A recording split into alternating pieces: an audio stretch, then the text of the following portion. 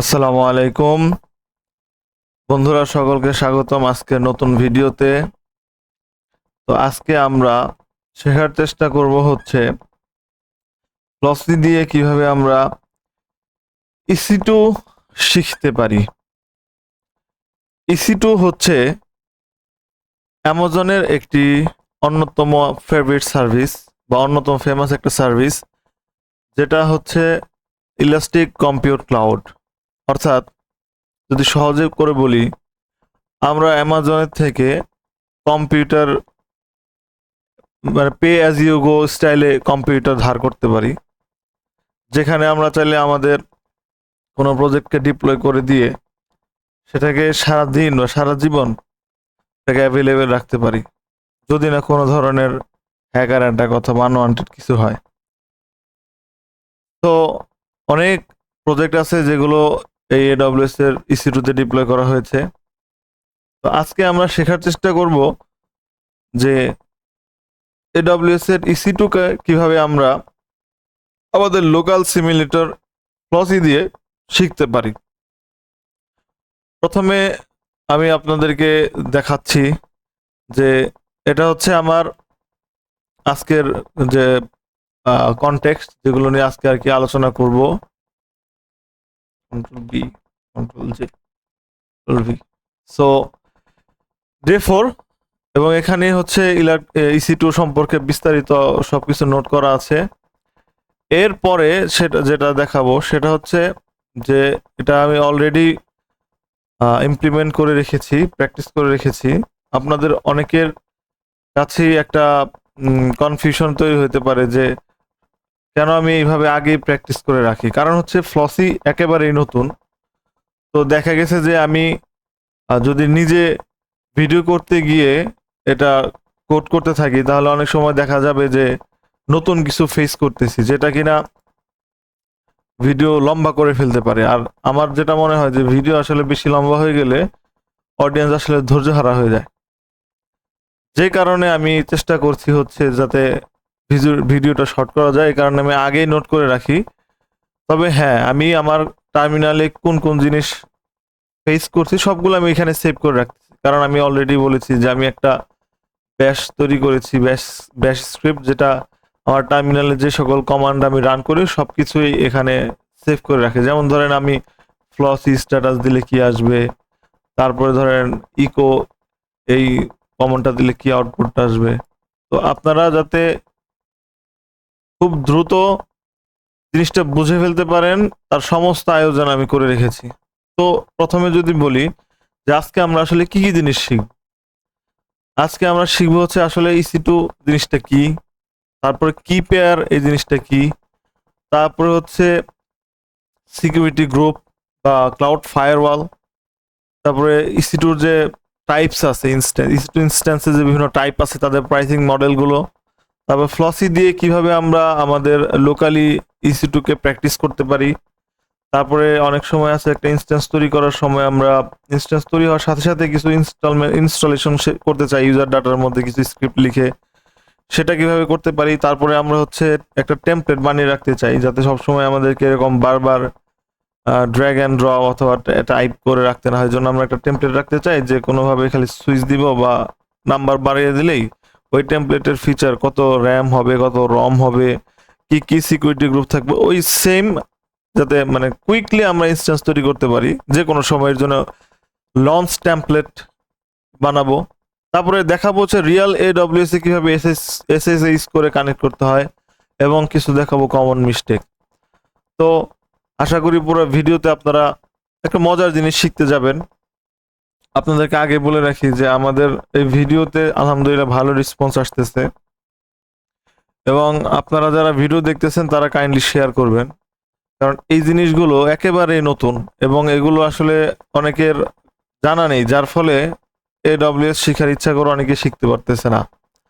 তো আপনারা এই মিশন বা এই ভিশন এর সঙ্গী হন এবং আমার কন্টেন্টগুলোকে খুব ভালোভাবে শেয়ার করুন, এবং আপনাদের ফিডব্যাকগুলো আমাকে জান। তো প্রথমে যদি বলি ইসি2 কি, এটা হচ্ছে ইলাস্টিক কম্পিউট ক্লাউড, মানে হচ্ছে এডব্লিউএস একটা সার্ভিস যেখানে আমরা ক্লাউডে একটা ভার্চুয়াল মেশিন তৈরি করতে পারি। ঠিক আছে, এটার ভিতরে আমরা চাইলে অনেক কিছু চালাইতে পারি, যেমন একটা ওয়েব অ্যাপ্লিকেশন চালাইতে পারি, যেমন আমাদের পিসিতে যে একটা ওয়েব অ্যাপ্লিকেশন চালাই সেম একইভাবে আমরা ওইখানে ওয়েব অ্যাপ্লিকেশন চালাইতে পারি, এপিআই সার্ভার চালাতে পারি, ডকার কন্টেইনার সেখানে ইউজ করতে পারি। একটা পিসিতে আমরা যা যা করতে পারি সবকিছু করতে পারি। এখন ইসি2 কেন দরকার হয়? ইসি2 দরকার হয় হচ্ছে আমাদের যে নিজেদের সার্ভার সেটা অনেকটা মানে আমাদের কেনা অনেক সময় অনেক ব্যয়বহুল হয়ে যায়, কিন্তু ইসি2 যেটা আছে সেটা cheap cost, pay as you go system. তারপরে হার্ডওয়্যার নষ্ট হলে আমাদের ঠিক করতে হয়, কিন্তু এডব্লিউএস মেইনটেনেন্স এডব্লিউএস নিজে করে। ক্যাপাসিটি বাড়াইতে অনেক সময় আমাদের হ্যাসেল পোহাইতে হয়, আমাদের একটা সার্ভার রান করতে যদি 8 জিবির জায়গায় 32 জিবি র্যাম লাগে সেটা আমাদের জন্য একটা ঝামেলা, কিন্তু ইসি2তে জাস্ট কয়েকটা ক্লিক বা কয়েকটা কমান্ডের মাধ্যমে আমরা ক্যাপাসিটি বাড়াইতে পারি, এবং এটা 24/7 অ্যাভেলেবেল থাকে। ডেভঅপসে ইসি2 এর ব্যবহার প্রচুর, ঠিক আছে। ক্লাস কুবারনেটিসে ক্লাস্টার বানানো বলি বা কোনো প্রজেক্ট ডিপ্লয় করা বলি, সবকিছু আমরা মানে অনেক কিছুই আমরা ইসি2 তে করে থাকি। এরপরে আসে হচ্ছে কি পেয়ার। কি পেয়ারের এই জিনিসটা আমি যখন আপনার ওয়েবে গিয়ে কনসোলে গিয়ে একটা ইসি2 ইনস্ট্যান্স বানাবো তখন ভালো মতো বুঝতে পারবেন। তবে এখন যদি বলি, এটা একটা চাবির মতো।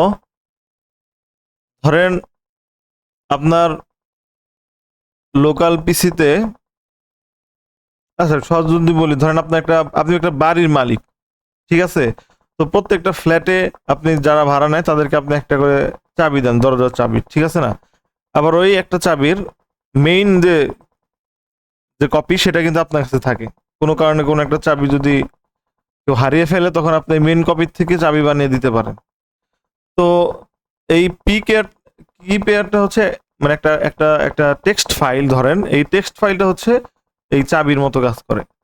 এই চাবিটা আপনি আপনার এই লোকাল পিসিতে জেনারেট করেন, জেনারেট করার পরে এই চাবিটা আপনি আপনার যেই ইসি2 ইনস্ট্যান্সে সেখানে দিয়ে দেন। দিলে আপনার লোকাল পিসি থেকে ওই ইসি2 ইনস্ট্যান্সে আপনি মানে ডাইরেক্ট কানেক্ট করতে পারেন, ঠিক আছে। তো এটার জন্য আপনি একটা কমান্ড দেন যে sshi, তারপর আপনার ওই কি পেয়ারের যে ফাইল পাথ সেই পাথটা দেন, তারপরে হচ্ছে আপনি ইনস্ট্যান্সের ইউজার নেম @IP অ্যাড্রেস দেন, তাহলে এন্টার দিলে সরাসরি আপনি ইনস্ট্যান্সে ঢুকে যান, ঠিক আছে।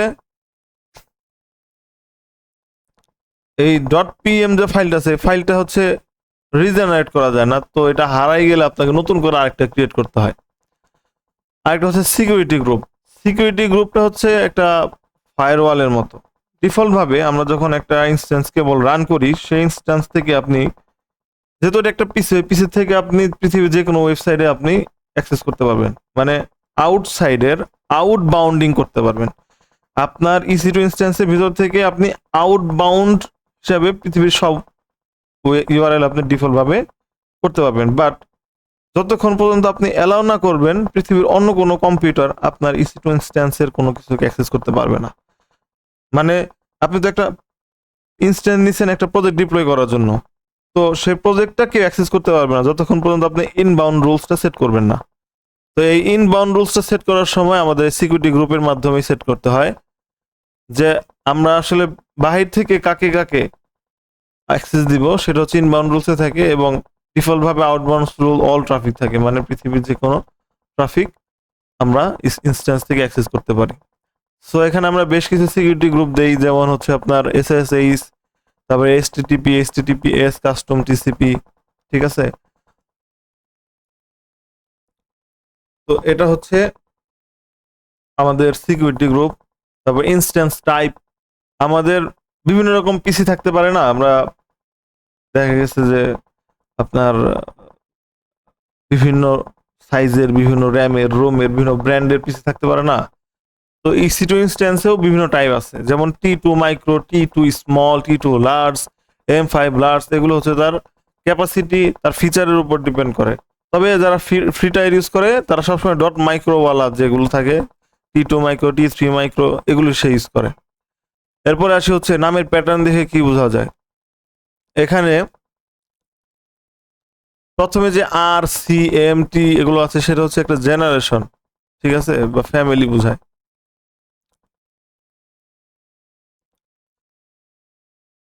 আর যেটা নাম্বার দেওয়া সেটা জেনারেশন বোঝায়, সরি, যেটা প্রথমে টি বা আর দেওয়া সেটা তো ফ্যামিলি বোঝায়, যেমন এম এর জন্য ব্যালেন্স, সির জন্য কম্পিউট, আর এর জন্য মেমোরি, টির জন্য জেনারেল, ঠিক আছে।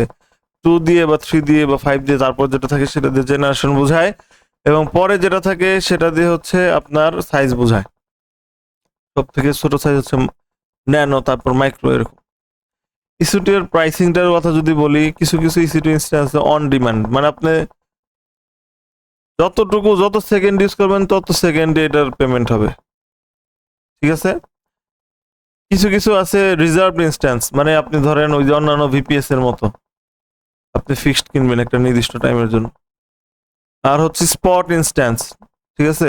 এডব্লিউএস এ কিছু আনইউজড ইনস্ট্যান্স থাকে যেগুলো সে মাঝে মাঝে সস্তায় সেল করে। ফ্রি টায়ার, এটা হচ্ছে স্টুডেন্টদের জন্য, যাতে তারা এডব্লিউএস শিখতে পারে, তার জন্য কিছু ইনস্ট্যান্স আছে।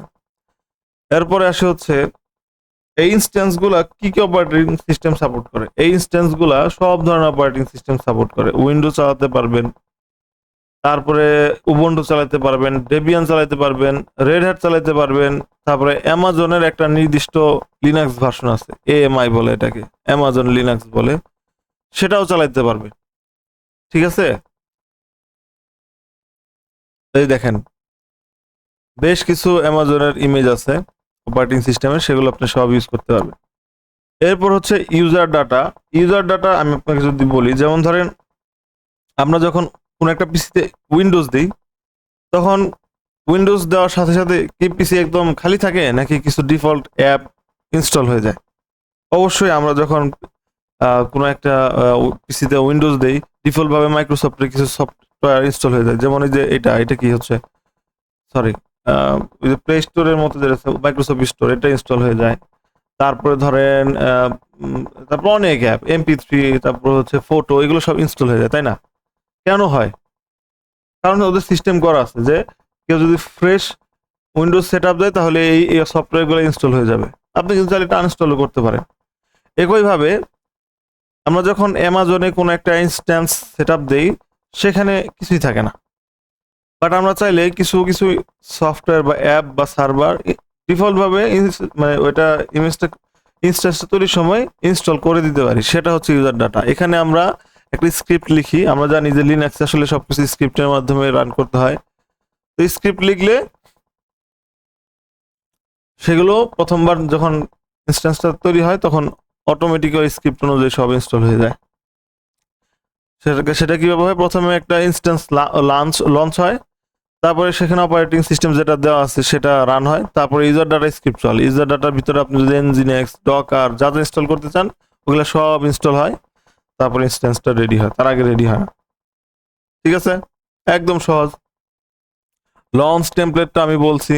লঞ্চ টেমপ্লেটটা হচ্ছে একই ধরনের ইনস্ট্যান্স আপনি বারবার ক্রিয়েট করতেছে। ধরেন আপনার 5 GB র্যাম লাগে, 30 GB রম লাগে, অপারেটিং সিস্টেম ধরেন উবুন্টু লাগে, তারপরে ইউজার ডাটার মধ্যে সেম স্ক্রিপ্টই লাগে। তো এগুলো বারবার ক্রিয়েট না করে আপনি একটা টেমপ্লেট বানায় রাখেন, যখন দরকার তখন শুধু মানে একটা সিস্টেম আছে যে লঞ্চ ইনস্ট্যান্স ফ্রম টেমপ্লেট, ওটাতে ক্লিক করবেন, ডাইরেক্ট আপনার একটা ইনস্ট্যান্স তৈরি হয়ে যাবে, এত ডাটা ইনপুট দেওয়ার দরকার নাই, ঠিক আছে। তো এখানে কিছু বেস্ট প্র্যাকটিসের কথা বলা আছে, সেগুলো দেখে নিয়েন। এরপরে হচ্ছে পার্ট 2। আমরা এখন এখন আমরা ফ্লসি দিয়ে হাতে কলমে কিভাবে AWS ইনস্ট্যান্স শিখবো সেটা আমরা দেখাবো। তার আগে আমি মনে করি যে আসলে ইনস্ট্যান্সের ব্যাপারটা একটু ওয়েব থেকে আপনাদেরকে দেখালে ভালো হবে। দেখি তো, আচ্ছা 14 মিনিট হয়ে গেছে, দেখছেন? এই অল্প একটু কথা বলতে বলতে 14 মিনিট হয়ে গেছে। আচ্ছা, প্রথমে আপনাদেরকে আমি আসলে একটু আমার চ্যানেলটা দেখাই। এটা হচ্ছে আমার চ্যানেল। এখানে আপনি ওয়াও লিখে যদি সার্চ দেন তাহলে আপনি ইউটিউবে পেয়ে যাবেন, OOAOW, ঠিক আছে। এখানে প্রায় 258টা সাবস্ক্রাইবার হয়েছে এবং রেগুলার ভিডিও আসতেছে। কাইন্ডলি আপনারা এই চ্যানেলটা সাবস্ক্রাইব করবেন এবং শেয়ার করবেন সবার সাথে। এখন হচ্ছে EC2। এখন আমি AWS এ লগ ইন করবো।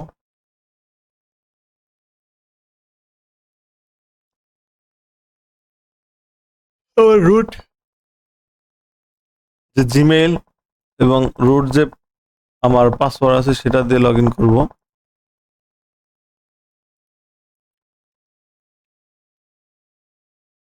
এরপর টু ফ্যাক্টর অথেন্টিকেশন এনেবল করার কারণে এখানে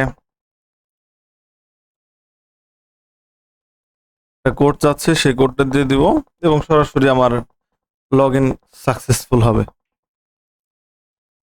এখন দেখেন এখানে আমি অলরেডি ইনস্ট্যান্সে চলে আসছি। আপনাকে এখান থেকে ইস্যুটু হয়তো বা সার্চ করে নিতে হবে, ঠিক আছে? এখান থেকে আপনি ইস্যুটু যদি সার্চ করেন তাহলে আপনাকে এখানে নিয়ে আসবে। ইস্যুটুতে আসলাম, এরপরে আসবো হচ্ছে ইনস্ট্যান্স। আচ্ছা, এটা আমি একটা ডকুমেন্টেশন বানাই যার ফলে আমি আপনাদের সাথে শেয়ার করতে পারবো। Start capture. প্রথমে সার্চ বক্সে কি করব, EC2 লিখে সার্চ দিলে EC2 ইনস্ট্যান্স আসবে। সেখানে যাব, যাওয়ার পরে ইনস্ট্যান্সে ক্লিক করব। ইনস্ট্যান্সে ক্লিক করার পরে দেখেন এখানে কোনো ইনস্ট্যান্স আছে, কোনো ইনস্ট্যান্স নাই। এখন আমি কি করছি, একটু জুম আউট করি, এখানে কোনো ইনস্ট্যান্স নাই। এখন আমি লঞ্চ ইনস্ট্যান্সে ক্লিক করব। এখান থেকে আমাকে নাম দিতে বলবে, আমি একটা ইনস্ট্যান্সের নাম দিব যে ফ্লসি AWS ইনস্ট্যান্স, ঠিক আছে? এরপর একটা আপনার অপারেটিং সিস্টেম সিলেক্ট করতে বলবে, আপনি যে কোনোটা সিলেক্ট করতে পারেন, তবে আমি অ্যামাজন লিনাক্সই রাখবো। এরপর হচ্ছে ইনস্ট্যান্স টাইপ, আপনি যে কোনোটা সিলেক্ট করতে পারেন, তবে ফ্রি টায়ারের কারণে আমি two micro T3 micro T3 micro T3 আচ্ছা রাখলে মাইক্রো T2, আমি T2 মাইক্রো নিলাম। ওকে, T2 মাইক্রো নিলাম। এরপর হচ্ছে কি পেয়ার, আমার অলরেডি একটা কি পেয়ার ক্রিয়েট করা আছে, বাট আপনাদের দেখানোর জন্য আমি নতুন করে একটা কি পেয়ার নিচ্ছি এবং এখানে আমি একটা নাম দেই ফ্লসি কি পেয়ার, ঠিক আছে? এবং যা আছে তাই থাক, জাস্ট ক্রিয়েট করে দিলাম। এটা ডাউনলোড হচ্ছে, ডাউনলোড করি আমি কোথায়, আমার ডেভঅপস এর ভিতরে, ফ্লসির ভিতরে, ডে4 এর ভিতরে, এটার ভিতরে আমি এটা ডাউনলোড করলাম, ঠিক আছে? যাতে এটা গুজগাছ থাকে। এরপরে দেখেন এখানে হচ্ছে সিকিউরিটি গ্রুপ, ফায়ারওয়ালের ব্যাপারটা আসছে, ঠিক আছে? সিকিউরিটি গ্রুপ আমরা সব অ্যালাউ করে দিচ্ছি, ঠিক আছে? সব অ্যালাউ করে দিচ্ছি, যে কেউ এসে আমাদের ইসের ভিতরে অ্যাক্সেস করতে পারবে। এরপরে হচ্ছে ইনস্ট্যান্সের র্যাম সাইজ আমি 8 GB রাখতেছি। ওকে, আচ্ছা এখন হচ্ছে অ্যাডভান্স ডিটেলসের কথা বলছিলাম, যে এখানে হচ্ছে ইউজার ডাটা আছে এবং এখানে হচ্ছে আমরা স্ক্রিপ্টটা এখানে দিব। আমি নিয়ে আসি, স্ক্রিপ্টটা নিয়ে আসি। স্ক্রিপ্টটা এই ডকুমেন্টের মধ্যেই আছে, আপনাদের কোনো টেনশন নেই। এই ডকুমেন্ট থেকে আপনারা সবকিছু একদম প্র্যাকটিস করতে পারবেন, মানে আপনাদের কোনো টেনশনের কোনো কিছুই নেই। এটা এমনভাবে বানানো হয়েছে যাতে আপনি ইজিলি এখান থেকে একদম ব্লাইন্ডলি ফলো করতে পারেন। ব্লাইন্ডলি এমনভাবে রাখছি, আপনি ব্লাইন্ডলি ফলো করবেন, জাস্ট বুঝে নেবেন একবার।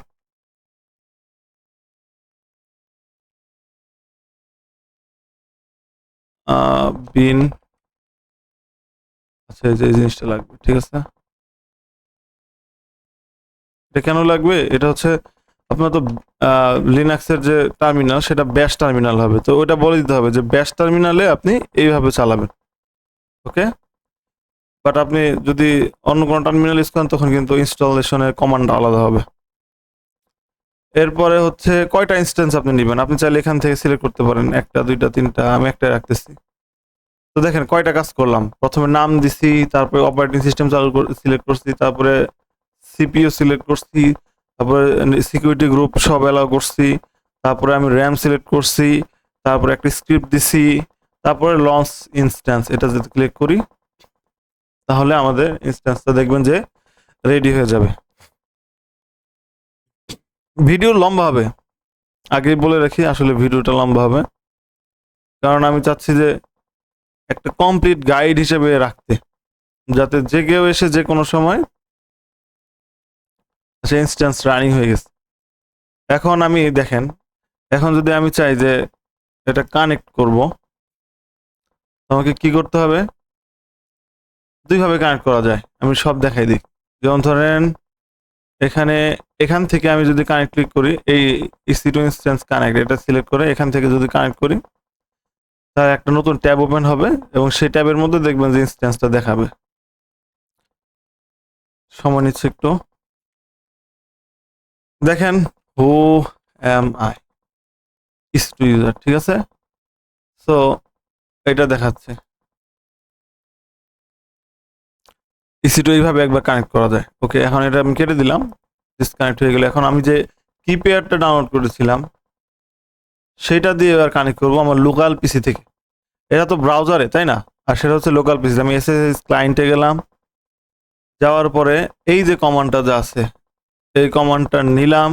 দেখেন এখানে কি কি আছে, SSH-i, তারপর আমাদের সেই কিপ্যাডের নামটা, তারপরে EC2 ইউজার, দেখছেন হু এম আই যাওয়ার পর যে ইউজারটা আসছে, তারপরে এটার যে প্রাইভেট আইডিটা আছে যদি দেখাই ইনস্ট্যান্সের ভিতরে, এটা কিন্তু একটা প্রাইভেট আইডি আছে, আইপি আছে 548106। তো সেইটা ইউজ করতেছে। ওকে, ক্লিক অন, এই দুইটা আবার বাদ দিই।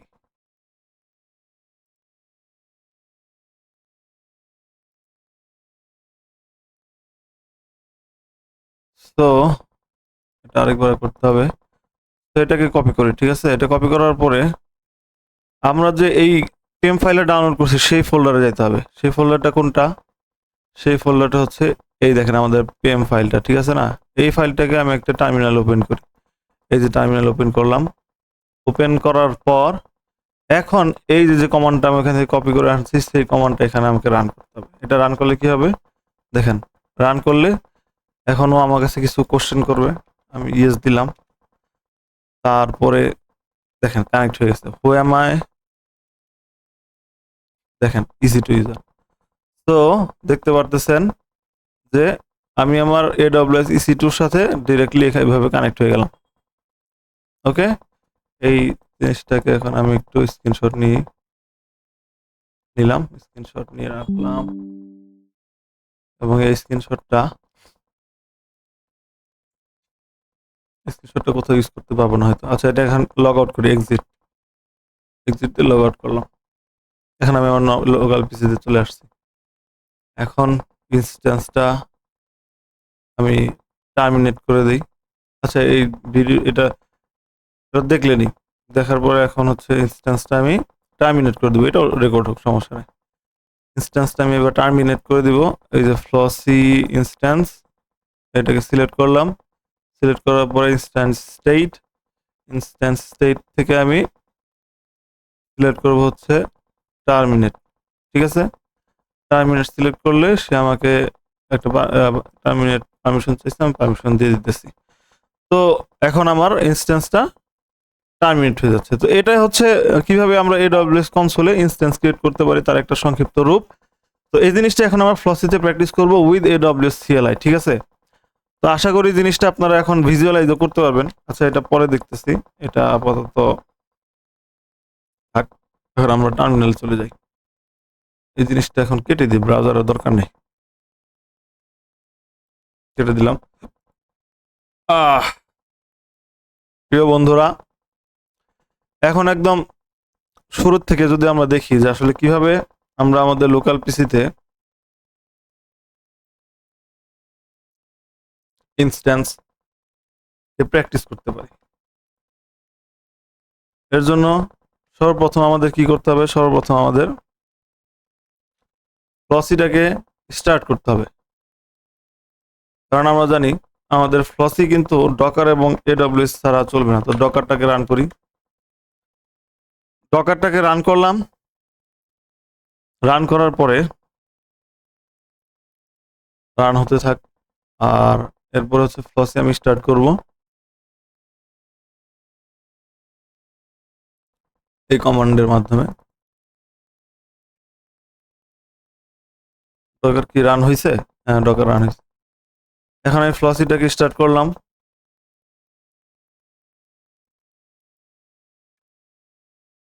এবং এই কমান্ডটাও দিলাম।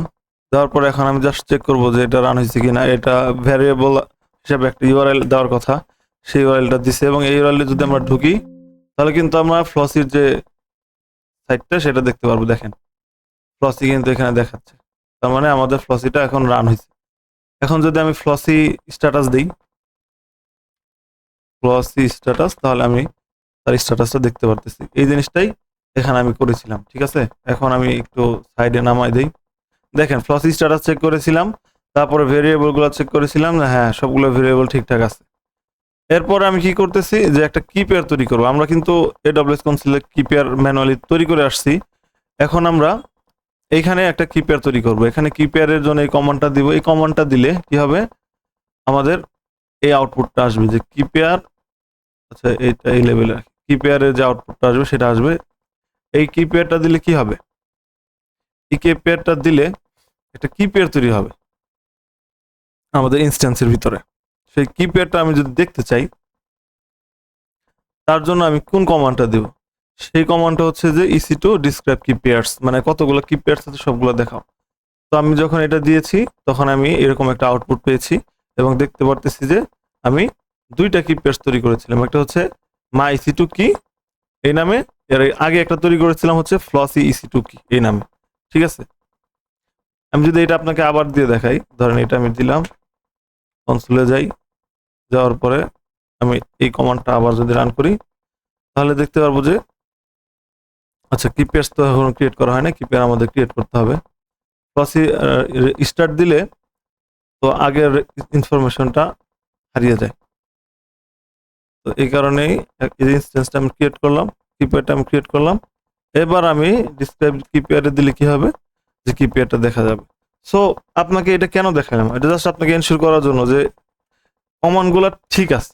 আপনি জাস্ট আমার এখানে যে কমান্ডগুলো আছে এগুলো আমি এক্সিকিউট করার পরে আপনাকে দেখাচ্ছি। সো টেনশন করার কোনো কারণ নেই। এখন যদি আমি একটা একটা করে এক্সিকিউট করতে যাই তাহলে অনেক সময় লাগবে। অলরেডি কিন্তু আমাদের ভিডিও কতক্ষণ হয়েছে, কত প্রায় 27 মিনিট হয়ে গেছে।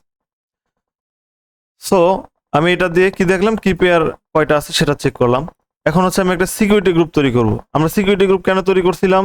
সিকিউরিটি গ্রুপ তৈরি করছিলাম হচ্ছে যে আমি কোন কোন পোর্টকে অ্যালাউ করব এটা ডিফাইন করার জন্য, তাই না? তো প্রথমে কি করতে হবে আমাদের, প্রথমে হচ্ছে আমরা একটা সিকিউরিটি গ্রুপ একটা একটা তৈরি করবো। একটা প্রথমে হচ্ছে কি সিকিউরিটি গ্রুপের একটা ফোল্ডার বানাবো, একটা নাম দেবো আর কি। সেটার জন্য এই কমান্ড দেখেন, AWS EC2 create security group, তারপর একটা গ্রুপের নাম দিতে হচ্ছে মাই EC2 সিকিউরিটি গ্রুপ। এবার ডিসক্রিপশন হিসেবে একটা স্ট্রিং ভ্যালু দিচ্ছি। এটা এক্সিকিউট করার পরে আমার কাছে এরকম একটা গ্রুপ আইডি আসতেছে এবং এই গ্রুপ আইডিটা আমার খুব ইম্পর্টেন্ট। এটা পারলে আপনি এক জায়গায় সেভ করে রাখবেন, এটা একটু পরপরই লাগে। এরপরে কি করতে হচ্ছে, আমাকে সিকিউরিটি গ্রুপটাকে আমি দেখার চেষ্টা করতেছি যে আসলে এটা তৈরি হয়েছে কিনা। এর জন্য হচ্ছে এই কমান্ড, এই কমান্ডটা এখানে হচ্ছে মানে এটা আপনি অনেকটা একটা আম, আমরা অবজেক্টের যখন আমরা চেইন নোটেশন করি, মানে একটা ভ্যালু যখন আনতে যাই তখন যেভাবে যেভাবে আমরা যাই সেভাবে এখানে যেতে হচ্ছে। মানে সিকিউরিটি গ্রুপের ভিতরে সিকিউরিটি গ্রুপের নাম দিয়ে যে ভ্যালু, এই ভ্যালু দিয়ে যে আইডিটা আছে সেই আইডিটা দিলেই তখন আউটপুটে এরকম একটা ভ্যালু আসবে। তো দেখেন এই কমান্ডটা আমি এখানে এক্সিকিউট করেছি, এক্সিকিউট করার পরে এই সেম ভ্যালুটা আমি পেয়েছি, এই ভ্যালু সেম, ঠিক আছে। এরপর হচ্ছে আমি এই সিকিউরিটি গ্রুপের ভিতরে কি করব, আমি আমার যে পোর্টগুলো লাগে, যেমন 22 লাগে হচ্ছে SSH কানেক্ট করতে, মানে আমি যে আমার কি পেয়ারের মাধ্যমে আমার পিসির সাথে যে ইনস্ট্যান্সে একটা কানেকশন তৈরি করছি, এটা কিন্তু আমি শেলের মাধ্যমে করছি। তো শেলের জন্য একটা পোর্ট ওপেন করতে হয়, সেটা হচ্ছে পোর্ট 22, এটা SSH এর জন্য ডিফল্ট। তো সেটার জন্য যে কমান্ডটা কি EC2 authorize security group ingress, এটা হচ্ছে একটা ফিক্সড কমান্ড। এটা আপনি গুগলে সার্চ দিলে পারবেন। তারপর গ্রুপ আইডি, এই যে গ্রুপ আইডিটা আমাদের দিতে হচ্ছে। তারপর প্রোটোকলটা কি TCP, ঠিক আছে। তারপর পোর্টটা কি 22, তারপরে CID সাইডার অ্যাড্রেস দিয়ে দিচ্ছি। এটা দিলে কি হবে, এরকম একটা আউটপুট আসবে, ঠিক আছে। এই আউটপুট আমাদেরকে কি করতেছে যে আমাদের পোর্ট 22 মানে ইনবাউন্ড রুলের মধ্যে সেট করে দিচ্ছে।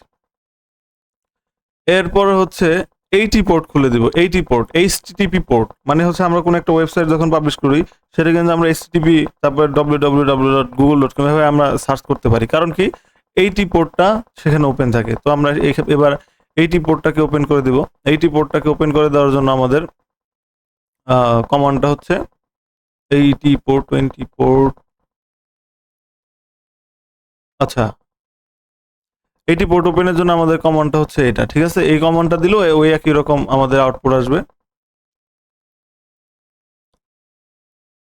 ঠিক আছে, আউটপুট আসলো। আউটপুট আসার পরে আমরা হচ্ছে এবার একটা মানে আমাদের এই সিকিউরিটি গ্রুপের মধ্যে কোন কোন জিনিস আছে সেটা আমরা দেখার চেষ্টা করব। ঠিক আছে, সেটার জন্য আমরা হচ্ছে এই এই এই কমান্ডটা দিব যে AWS EC2 describe security group, তারপরে সিকিউরিটি গ্রুপের আইডি, তারপর আইডিটা দিব, তারপর আউটপুটটাকে টেবিল আকারে দেখতে চাই। তো তখন এটা যদি কমান্ডটা দেই, এই কমান্ডটা যদি আমরা দেই, এই কমান্ডটা যদি দেই, দিলে আমাদের এরকম একটা টেবিল আসবে। এই টেবিলের মধ্যে আমরা দেখতে পাচ্ছি যে আমাদের পোর্ট 22 মানে ইনাবল আছে। ওকে, এরপর হচ্ছে আমরা একটা ইনস্ট্যান্স লঞ্চ করব, EC2 ইনস্ট্যান্স লঞ্চ করব। আমরা এখানে কিন্তু আমাদের যা যা করা দরকার তার কিছু কাজ আমরা করছি। ঠিক আছে, তো প্রথমে একটা ইনস্ট্যান্স, এখন প্রথমবার আমরা একটা ইনস্ট্যান্স লঞ্চ করব এখানে। সেটার জন্য আমাদের এই কমান্ড দিতে হবে। কমান্ডটা কি, যে AWS EC2 রান ইনস্ট্যান্স, তারপরে ইমেজ আইডি। এই যে ইমেজ আইডি যেটা, এই ইমেজ আইডি হচ্ছে অ্যামাজন লিনাক্সের জন্য একটা ফিক্সড আইডি। ঠিক আছে, এই আইডিটা আমরা গুগলে সার্চ করতে পারি যে অ্যামাজন লিনাক্সের যে ইনস্ট্যান্সগুলো আছে, ইনস্ট্যান্সের আইডি আছে বিভিন্ন, যে কোনো একটা আইডি ধরে আমরা ইউজ করে কাজ করতে পারি। তারপর ইনস্ট্যান্সের টাইপ দেখেন, এই যে T2 মাইক্রো, এখানে আমরা T2 মাইক্রো ইউজ করতেছি। ঠিক আছে, তারপর কিপিআরের নামটা আমরা দিয়ে দিতেছি। তারপর সিকিউরিটি গ্রুপ তো একটু আগে আমরা উপরে ক্রিয়েট করলাম, সেটা দিতেছি। আচ্ছা, এখান থেকে দেখাই। তারপর হচ্ছে কাউন্ট 1, মানে একটা চাই, আমি একটা ইনস্ট্যান্স ক্রিয়েট করব।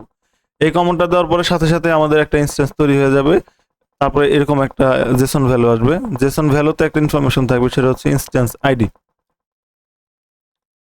সেই ইনস্ট্যান্স আইডিটা হচ্ছে আমাদের সেভ করে রাখতে হবে।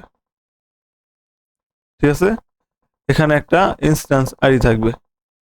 আমি একটু দেখাই, যদি ওনার আইডি, গ্রুপ আইডি,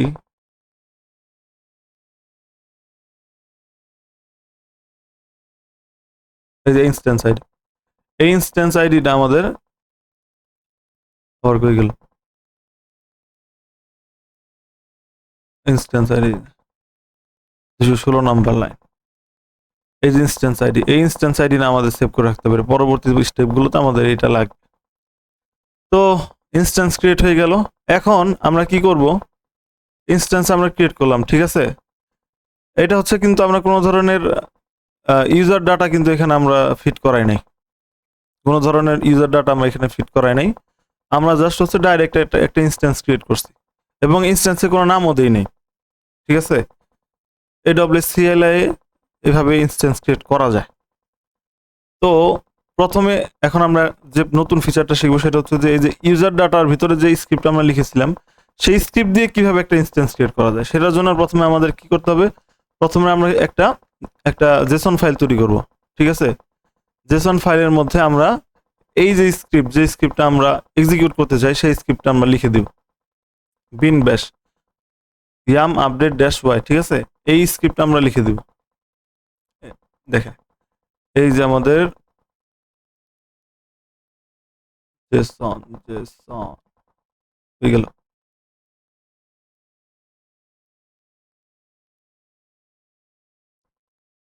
স্টার্টআপ এসএসি, হ্যাঁ, এটা হচ্ছে একটা শেল স্ক্রিপ্টের স্ক্রিপ্ট। সেই স্ক্রিপ্ট আমরা এখানে লিখে দিলাম। লিখে দেওয়ার পর এখন আমরা কি করব,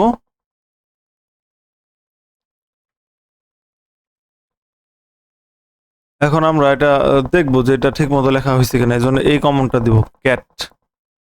ঠিক আছে, ক্যাট কমান্ডটা দিলে আমাদের স্ক্রিপ্টটা এখানে দেখাবে যে ঠিক মতো লেখা হয়েছে কিনা। লেখা হয়েছে।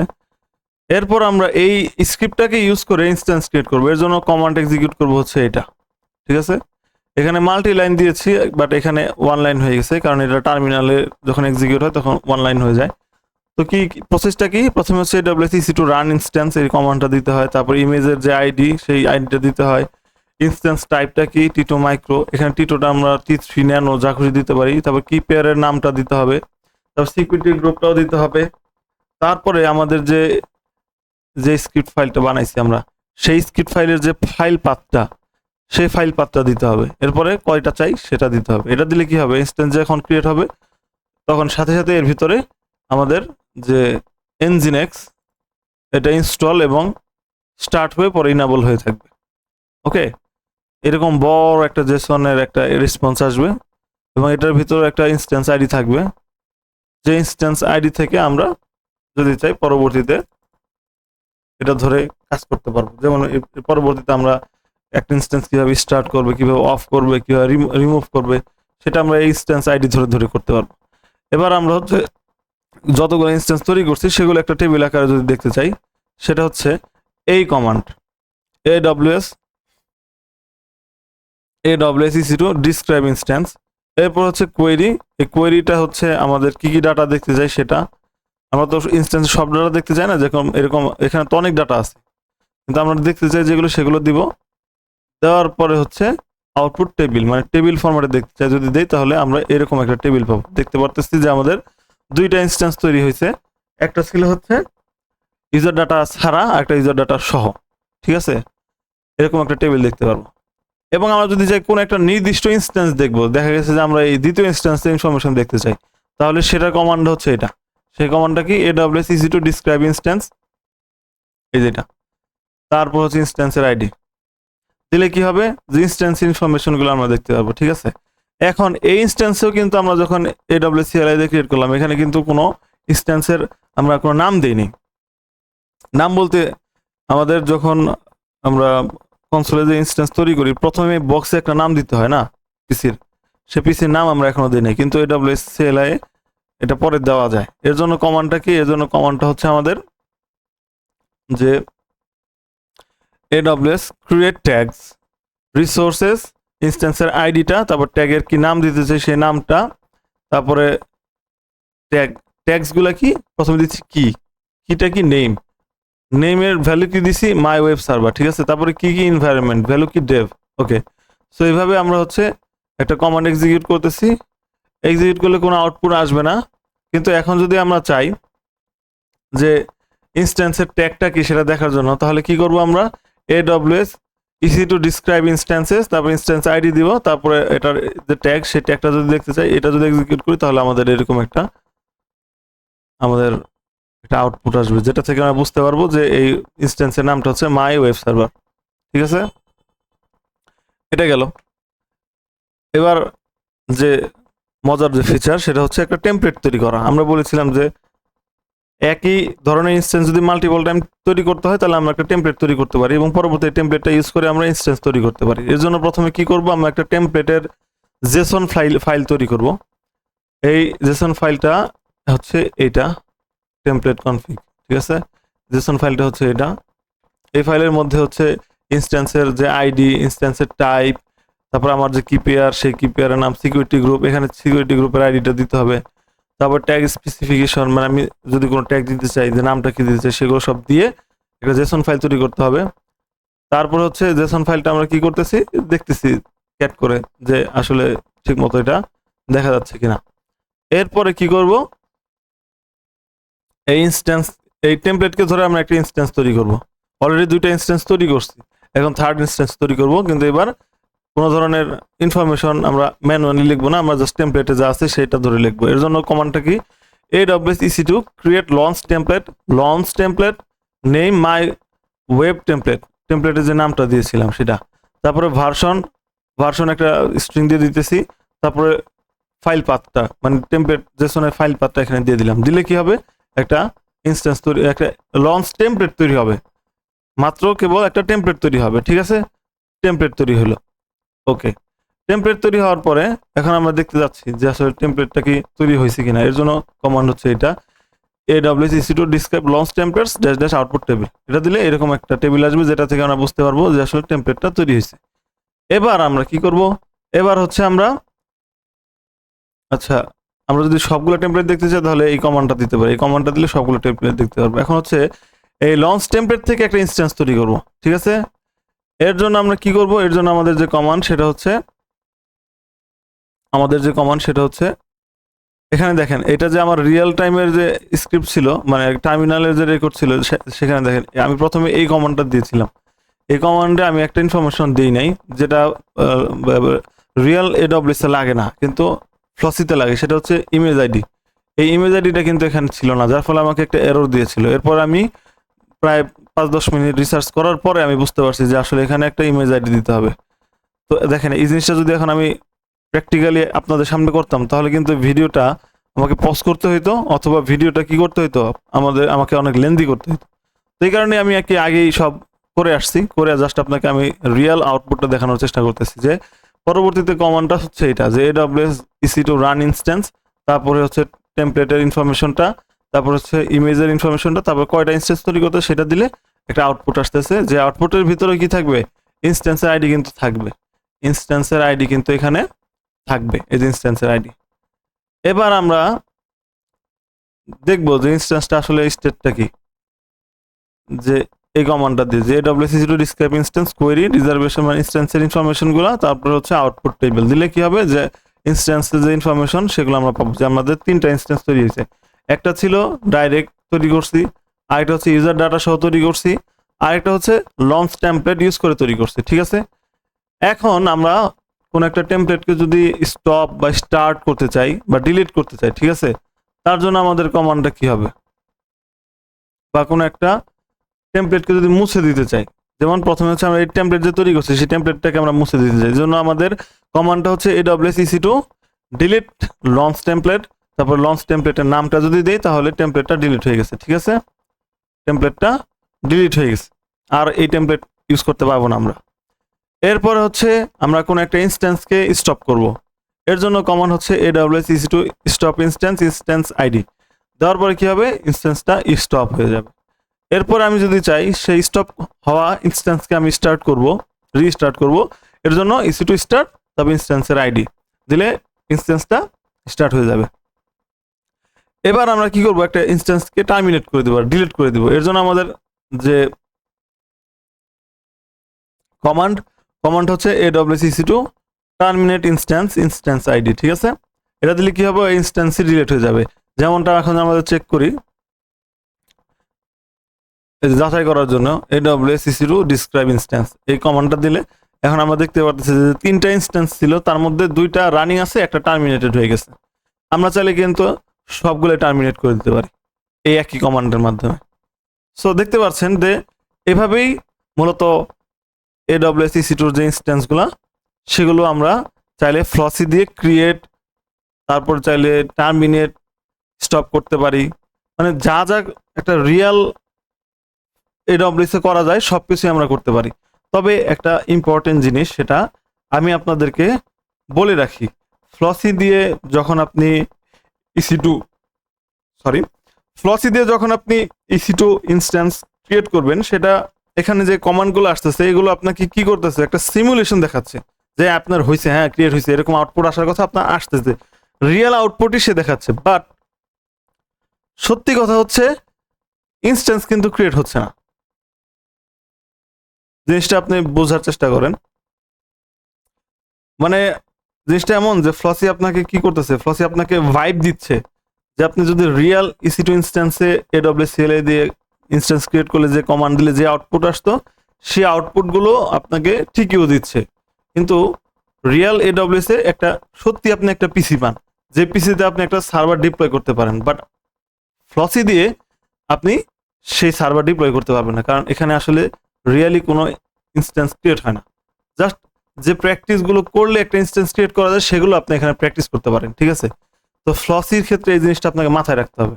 আপনি এটা ভাইবা বলছেন না যে আপনি আসলে সত্যি মানে পুরো একটা AWS এর সব ফিচার আপনি ফ্লসিতে পিসির মধ্যে একদম মানে ডিপ্লয় করতে পারবেন না। আপনি জাস্ট একটা সিমুলেশন পারবেন। এখন ভাই আপনি যদি সিমুলেশন না বুঝেন তাহলে আমি আপনাকে কিভাবে বুঝাবো, এটা আপনি একটু সার্চ করেন সিমুলেশন বলতে কি বোঝা যায়।